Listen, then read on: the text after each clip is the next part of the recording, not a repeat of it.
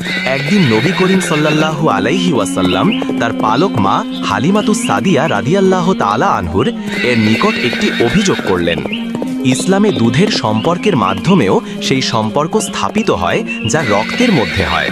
তাই হালিমাতুস সাদিয়া রাদিয়াল্লাহু তাআলা আনহু রাসূলে আকরাম সাল্লাল্লাহু আলাইহি ওয়াসাল্লামের পালক মা হিসেবে বিবেচিত হয়ে থাকেন।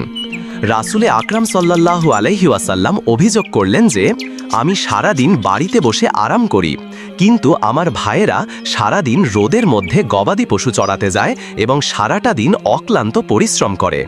আমি তাদেরকে সাহায্য করলে তাদের কষ্ট কিছুটা হলেও কমবে।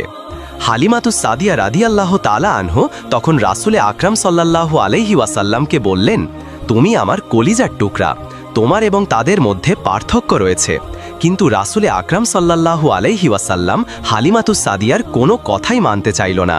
তিনি বললেন, আমি এটা কোনোভাবেই মানতে পারছি না যে একই ঘরে বসবাসকারী ভাইদের মধ্যেও একজন আরামে থাকবে এবং বাকিরা কষ্ট করবে।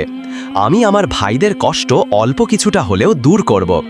হালিমাতুস সাদিয়া রাদিয়াল্লাহু তাআলা আনহু রাসূলে আকরাম সাল্লাল্লাহু আলাইহি ওয়াসাল্লামকে বললেন, তুমি আমার কলিজার টুকরা, তোমার এবং তাদের মধ্যে পার্থক্য রয়েছে। কিন্তু রাসূলে আকরাম সাল্লাল্লাহু আলাইহি ওয়াসাল্লাম হালিমাতুস সাদিয়ার কোনো কথাই মানতে চাইল না।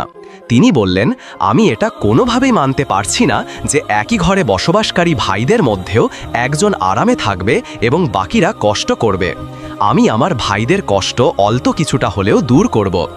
হালিমাতুস সাদিয়া রাদিয়াল্লাহু তাআলা আনহু রাসূলে আকরাম সাল্লাল্লাহু আলাইহি ওয়াসাল্লামকে বোঝানোর সর্বোচ্চ চেষ্টা করলেন, কারণ এটা শুধু তাদের পারিবারিক বিষয় ছিল না, বরং সম্পূর্ণ গোত্রের সম্মানের বিষয় ছিল।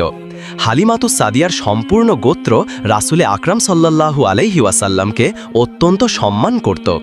হালিমাতুস সাদিয়া চিন্তা করলেন, যদি লোকেরা আমাকে প্রশ্ন করে যে বালক আমাদের গোত্রের জন্য এতটা বরকত নিয়ে এসেছে, তুমি তাকে কেমন করে এই কষ্টকর কাজ করালে, তখন আমি কি উত্তর দিব?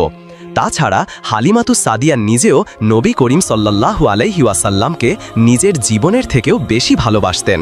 তার কলিজার টুকরা মুহাম্মদকে দিয়ে তিনি কিভাবে এই কষ্টকর কাজ করাবেন? তিনি এটা কোনোভাবেই মানতে পারছিল না। কিন্তু রাসূলে আকরাম সাল্লাল্লাহু আলাইহি ওয়াসাল্লাম এতটাই জোর করলেন যে হালিমাতুস সাদিয়া নিতান্তই বাধ্য হন রাজি হতে। রাসূলে আকরাম সাল্লাল্লাহু আলাইহি ওয়াসাল্লামের ভাইয়েরাও রাসূলে আকরাম সাল্লাল্লাহু আলাইহি ওয়াসাল্লামকে সঙ্গে নিতে রাজি হচ্ছিল না, কারণ তারাও নবী করিম সাল্লাল্লাহু আলাইহি ওয়াসাল্লামকে অসম্ভব ভালোবাসতেন। তারা রাসূলে আকরাম সাল্লাল্লাহু আলাইহি ওয়াসাল্লামকে বললেন, আমাদের কষ্ট হলেও আমরা সহ্য করতে পারবো, কিন্তু তোমার কষ্ট আমরা সহ্য করতে পারবো না। কিন্তু